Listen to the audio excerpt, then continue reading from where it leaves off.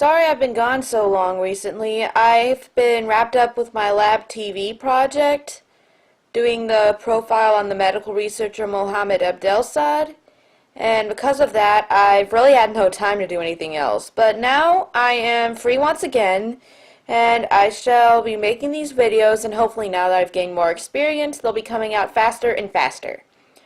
Anyway, for my next review, I plan on doing a movie that is known for being absolutely incredible. It's absolutely a legend among filmmaking. The film I'm talking about is none other than The Good, the Bad, and the Ugly. Let's get started.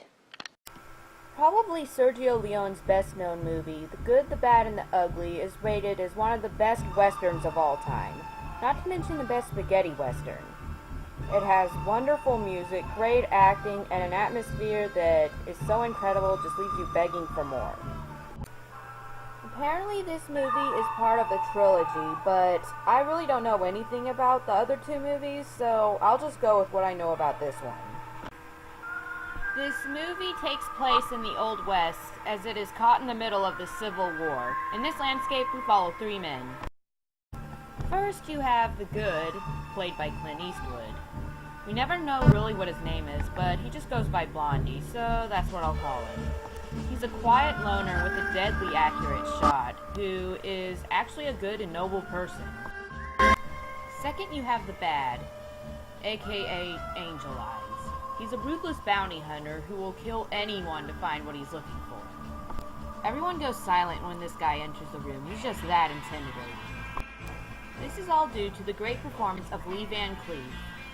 Last but not least, you have Tuco, the Ugly, played by Eli Wallach. He's a Mexican bandit and an all-around horrible bastard who only cares for himself and enjoys hurting people for the power it gives him.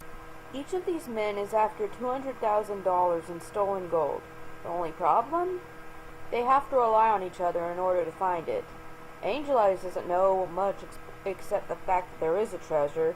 Tuco knows the name of the cemetery where the treasure is located, and only Blondie knows the name of the grave that the gold is buried in.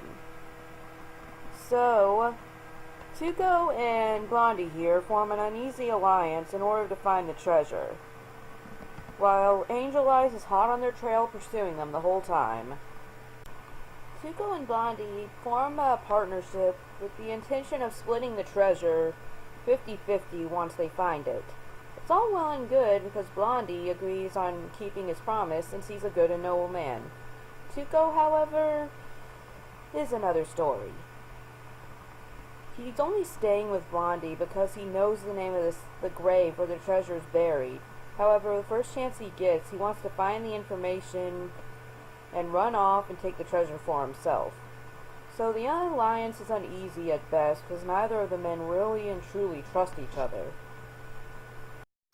However, ultimately, after a series of complicated events, Blondie kills Angel Eyes, and though he gets the better of Tuco, he still honors his deal with him by leaving him with half the money.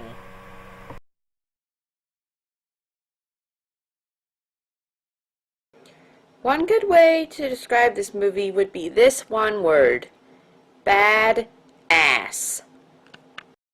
I mean it. This movie is really, really, really, really cool. Not fake cool like Disney Channel pretends to be, but really incredibly well done cool. The amount of atmosphere that this film creates is just incredible. Look at this scene, for instance. It's an entire scene without dialogue, it's only music. And still, you never get bored. You're sucked in from the first minute you watch it to the time that it's over, to the time the whole film is over, in fact. The whole movie has scenes like this. Scenes without dialogue, with only music or with no music at all, where you're just watching the characters act. And again, you're never bored because the atmosphere is amazing. I don't understand quite how they did it, but the way they did it was incredible. As if that wasn't good enough, the acting is great too, from everybody. From the minor characters who are just on the side to the main characters, especially Tuco here. It is subtle where it needs to be. It is over the top where it needs to be. I can't describe it. You just have to see it for yourself. It's just perfect. The cinematography really looks great here. I mean, you can't even tell that it was shot in Italy. You completely 100% believe that you're in the Old West. You have to give those Italians a lot of credit. And the way it's shot is just really awesome too. I mean, it follows action, it captures subtlety. It just has a lot of great moments. You gotta see it for yourself. And do I really even need to talk about the music?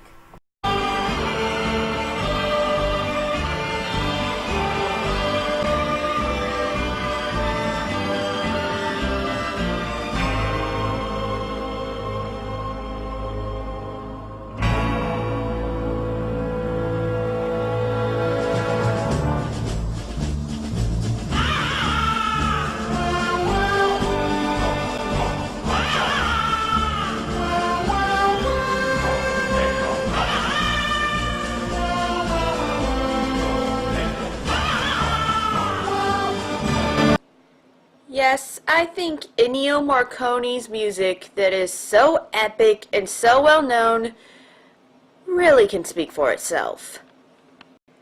I also really feel like that I need to comment on the voice acting. Did you know that this film wasn't originally made in English?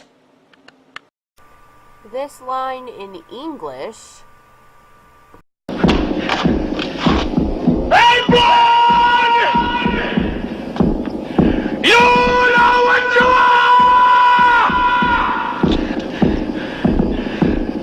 Just a dirty son of a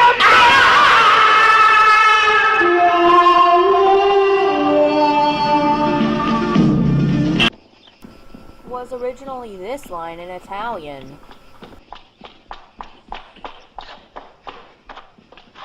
Ehi, bionda! Lo sai di chi sei figlio tu? Sei figlio di una grandissima puttana!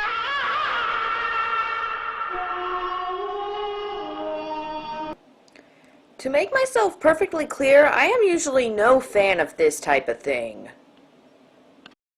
Don't get me wrong, I like it with animation because animes and cartoons are done in such a way that you can usually dub cartoons pretty easily and have it look good. Because it does not look weird. How do I explain this? Because of the way the mouths are animated in animes and cartoons, you can adjust the lines so that they fit the lip movements and it doesn't look weird. With live-action movies, however, it is incredibly obvious if something's being dubbed because the lip movements of the original lines do not match with the lip movements of the English dialogue that's supposedly going on. I know that it's probably just because I'm an American and I'm not used to this sort of thing like many people in other countries are. Like in France or in Japan, for instance, where I'm sure American stuff is dubbed all the time.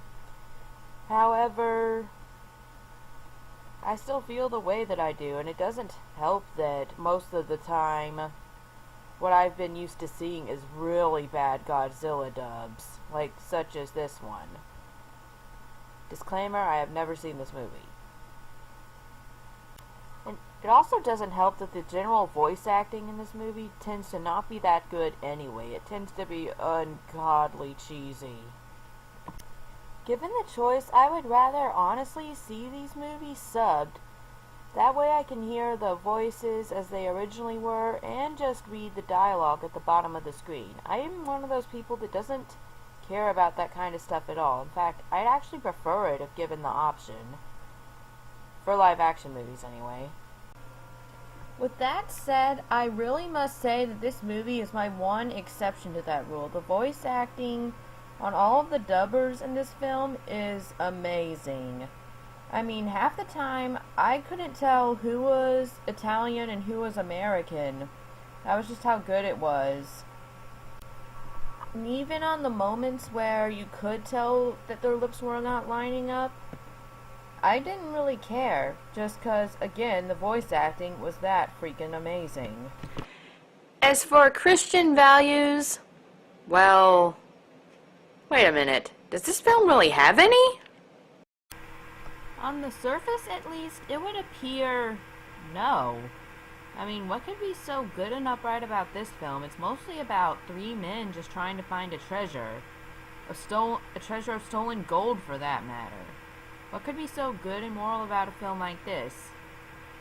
Well, like Amelie, it's only not good if you just take it at face value, because once you look beneath the surface, there really is something good to look at. For one thing, one great thing about this movie is its realism.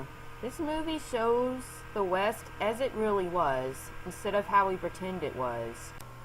The West was a dark, rough, and violent place filled with violent people who made life hell for others because they could get away with it, and because they could gain something for themselves by doing it. And sometimes that's the way the world is, and people should have no problem whatsoever with the world being portrayed like this, as long as people acting like that isn't being portrayed as a good thing. And in this film, it's not. It is shocking and it is sad to watch. However, against this backdrop, the good, played by Clint Eastwood, stands out and brings a touch of beauty to this world. Throughout the movie, he's kind and noble to people who don't even ask for it, and in the end, he even has mercy on Tuco. And his kindness and his goodness is really respectable in this movie. And it's celebrated as the most beautiful thing at all. And what I like the most about it is that it's subtle. It doesn't call a lot of attention to itself, but it's still beautiful and it's still respectable in its own way.